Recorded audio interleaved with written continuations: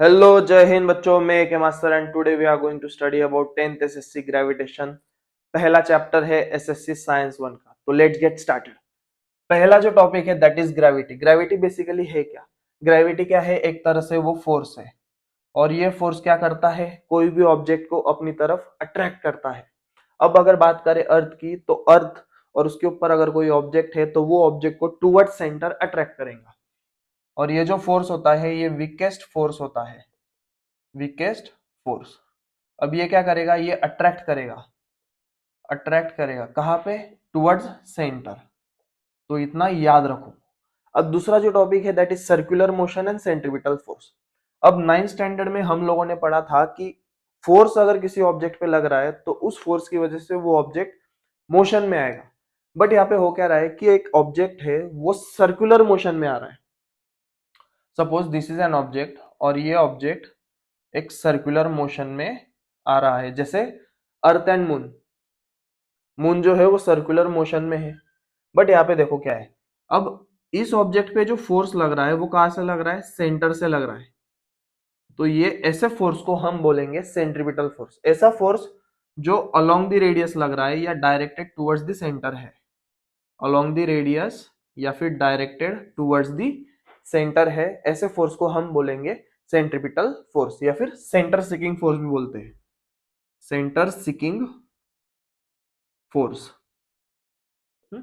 अब बात करेंगे Newton's universal law of gravitation की। ये 3 मार्क वाला क्वेश्चन है, वेरी इंपॉर्टेंट क्वेश्चन। अब इसमें पूछा क्या जाएगा वो देखो। तुमको सबसे पहले स्टेटमेंट पूछा जाएगा, स्टेटमेंट। अब उसके बाद जो फॉर्मूला है वो कैसे डिराइव हुआ वो देखो। अब स्टेटमेंट में क्या बताया गया कि जो फोर्स है वो प्रोडक्ट ऑफ द मासेस है के साथ प्रोपोर्शनलिटी में है। मतलब क्या? ये जो दो ऑब्जेक्ट है, मास m1 एंड मास m2 वाले, ये एक दूसरे को एक फोर्स के साथ अट्रैक्ट करेंगे। और वो फोर्स कैसा होगा? वो डायरेक्ट प्रोपोर्शनलिटी में होगा। किसके साथ? प्रोडक्ट ऑफ द मासेस के साथ। मतलब F is directly proportional to m1 m2, ये पहला इक्वेशन। और वही फोर्स इनवर्सली प्रोपोर्शनल है किसके साथ? स्क्वायर ऑफ द डिस्टेंस के साथ। मतलब अगर डिस्टेंस बढ़ा दिया तो लगने वाला फोर्स जो है वो कम हो जाएगा, एंड अगर डिस्टेंस कम किया तो लगने वाला फोर्स जो है वो बढ़ जाएगा। एकदम सिंपल बात। तो F is inversely proportional to 1/d²। ये दूसरा इक्वेशन। अब दो इक्वेशन को अगर मैं इक्वेट करूं तो मुझे मिलेगा F is directly proportional to m1 m2/d²। But यहाँ पे ये जो प्रोपोर्शनलिटी की साइन है इसको अगर हटाना है तो एक कांस्टेंट डिफाइन करना होगा, and that constant is capital G। F is equal to G m1 m2/d²। तो ये है तुम्हारा फाइनल फॉर्मूला। बट इसमें आप लोगों को बताना पड़ेगा what is F, what is G, m1 m2 क्या है, d² क्या है, ये सारी चीजें तुमको बतानी पड़ेगी। अब यहाँ पे जो ये जी है, जी क्या है? ग्रेविटेशनल कांस्टेंट है, ग्रेविटेशनल कांस्टेंट। इसकी वैल्यू पूरे यूनिवर्स में चेंज नहीं होगी। And what is the value? 6.67 into 10⁻11। अब इसकी ऐसा यूनिट कैसे निकालेंगे? तो ये फॉर्मूला को थोड़ा सा रीअरेंज करेंगे। कैसे रीअरेंज करेंगे? तो जी को आइसोलेट करो, बराबर। F into d²/m1 m2। F क्या है? फोर्स। फोर्स के ऐसा unit newton. D is nothing but distance. Distance के ऐसा unit metre, but distance square है तो मीटर स्क्वायर आएगा। m1 m2 क्या है? मासेस है। प्रोडक्ट में है तो KG into KG, that will B kg²। तो ये आ गई जी की एसआई यूनिट। तो इस वे में तुमको ये वाला क्वेश्चन पूरा सॉल्व करना पड़ेगा। अब बात करेंगे केपलर के लॉज ऑफ मोशन की। अब ये इंपॉर्टेंट टॉपिक इसके लिए होता है क्योंकि ये हर साल पूछा जाता है 3 मार्क के लिए। तो बेसिकली केपलर के लॉज ऑफ मोशन क्या बताते हैं? तो केपलर का पहला लॉ जो बताता है कि जो ऑर्बिट होता है प्लैनेट का around the sun, that is not exactly spherical. वो सर्कुलर मोशन में नहीं है, बट दैट इज इलिप्टिकल। तो पहला जो लॉ है वो ये बताता कि जो ऑर्बिट होते हैं प्लैनेट्स के, orbit of a planet around the sun is an ellipse, is an ellipse. मतलब वो इलिप्टिकल ऑर्बिट में घूमते हैं। किसके अराउंड? सन के अराउंड। कौन? प्लैनेट्स। अब सेकेंड लॉ क्या बोलता है? Line joining the sun and the planet. अब ये जो मैंने लाइन ज्वाइन किए है, ये line joining the sun and the planet sweeps equal areas. मतलब ये वाला एरिया, ये वाला एरिया और ये वाला एरिया ये इक्वल एरियाज है, और ये जो ए टू बी जाने के लिए जो टाइम लग रहा है उतना ही टाइम लग रहा है सी टू डी आने के लिए और ए टू एफ जाने के लिए। मतलब एकदम सिंपल बात बोली उन्होंने कि sweeps equal areas in equal interval of time. एकदम सीधी बात। मतलब अगर कोई ऑब्जेक्ट सन से पास है, सन के पास है तो वो फास्ट घूमेगा, अगर वो सन के दूर है तो वो स्लो घूमेगा। इसके पीछे रीजन ऐसा कि सन का ग्रेविटेशनल फोर्स, अगर कोई ऑब्जेक्ट सन के बहुत करीब है तो उसका ग्रेविटेशनल फोर्स बढ़ जाएगा, हेंस उसकी वेलोसिटी बढ़ जाएगी, और अगर दूर है तो उसकी वेलोसिटी कम हो जाएगी। Equal areas, equal areas in equal time, ये सेकेंड लॉ होता है केपलर का। अब थर्ड लॉ क्या बोलते हैं?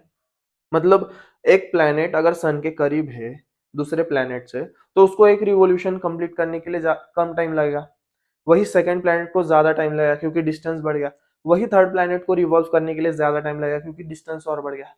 तो उसी को इंग्लिश में उन्होंने ऐसे पुटअप किया कि जो square of period of time revolution,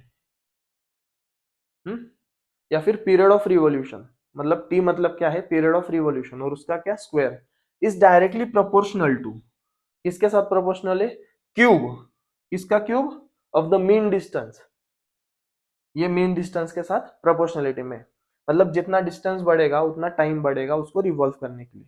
तो that is T square is directly proportional to R cube, या फिर इसको तुम ऐसे भी लिख सकते हैं T square upon R cube is equal to K. इतना सिंपल है ये। अब बात करेंगे एक्सीलरेशन ड्यू टू ग्रेविटी की। अगर कोई ऑब्जेक्ट ऊपर से नीचे गिर रहा है, सिंपल बात, वो वर्टिकल मोशन में गिरेगा, तो उस ऑब्जेक्ट में एक्सीलरेशन क्रिएट होगा, and that acceleration is nothing but acceleration due to gravity. वो एक्सीलरेशन क्यों हुआ? क्योंकि ग्रेविटी के वजह से हुआ। तो ऐसे इसको बोलेंगे acceleration due to gravity. But इसका जो फॉर्मूला है that is g is equal to capital G capital M upon R square, where G is gravitational constant, M is mass of earth, R is radius of earth और उसका square. तो ऐसी चीजें तुमको सारी लिखनी पड़ेगी।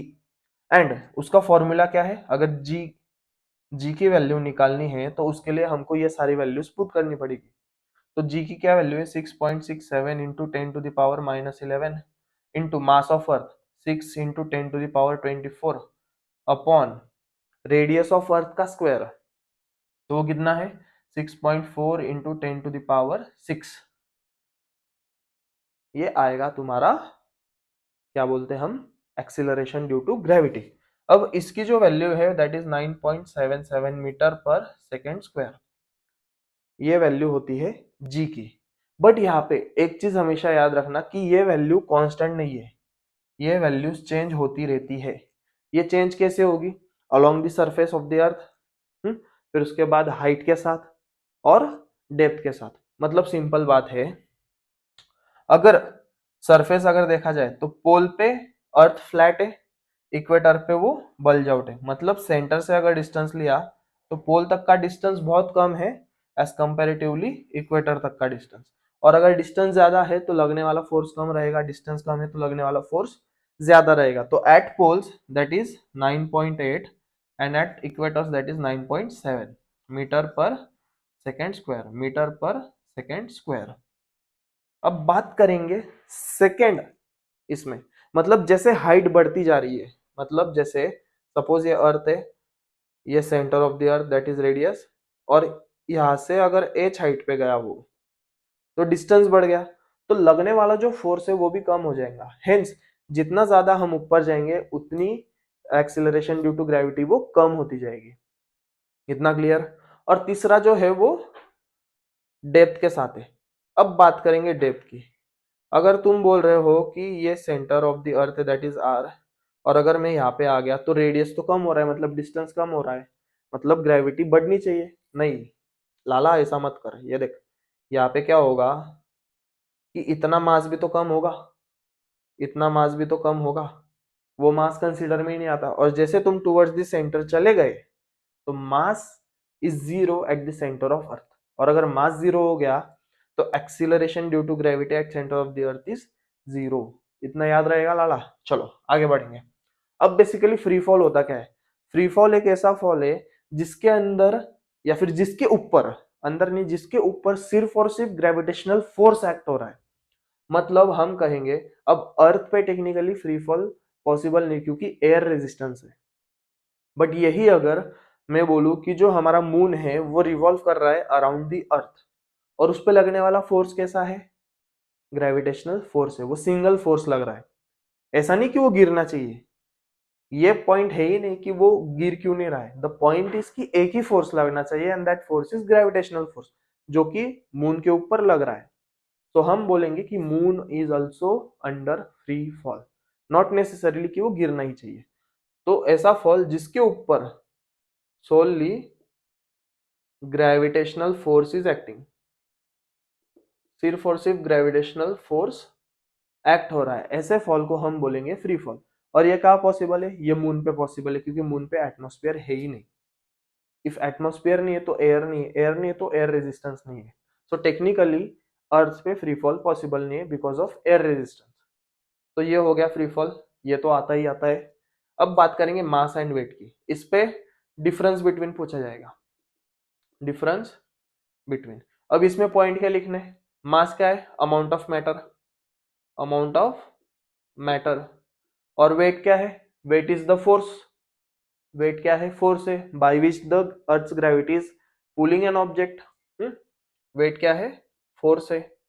अब मास की ऐसा यूनिट क्या है, केजी। वेट की ऐसा यूनिट क्या है, न्यूटन, क्योंकि वेट इज ऑल्सो फोर्स। अब इसमें जो मास है वो कांस्टेंट होता है, mass is constant everywhere, but weight changes, weight changes. क्यों चेंज हो रहा है, क्योंकि ग्रेविटी चेंज हो रही है। अब वेट का फॉर्मूला क्या है basically, W is equal to mg।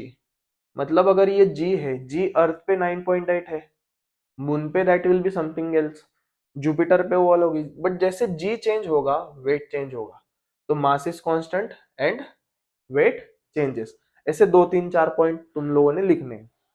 अब बात करेंगे एस्केप वेलोसिटी की, ये इंपॉर्टेंट है, ये 2 मार्क के लिए पूछा जाता है, 2 से 3 मार्क के लिए डेफिनेशन वाइज।